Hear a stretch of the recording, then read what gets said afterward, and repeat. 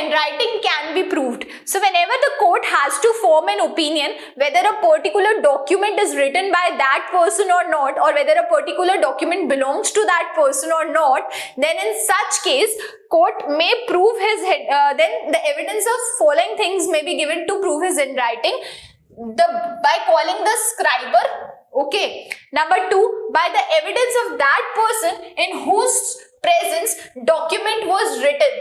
For example, an attesting witness. So, if any document which is written in my presence, that means I am a person who has seen that document being executed, and therefore I may be called as a court to give my opinion over the handwriting in that document.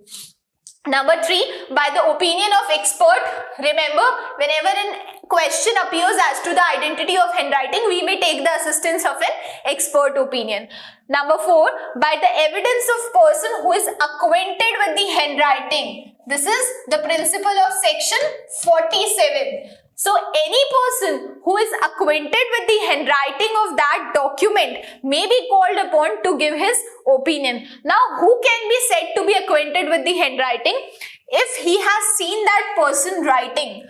So, since you people are seeing me writing, so you are acquainted with my handwriting because I am writing on the board, and you people are seeing me from last few lectures writing over here, and therefore you people are acquainted with my handwriting.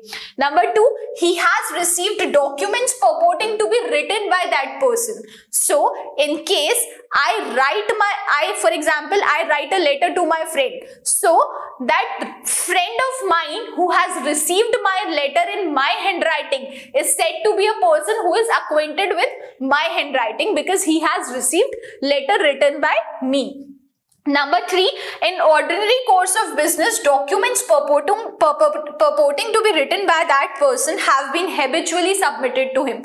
So, for example, I am having an agent, okay, I write certain documents and I give it to him that you post these documents to these people. So, in ordinary course of business, documents which are written by me are received by my agent, and therefore he is said to be a person who is acquainted with my handwriting.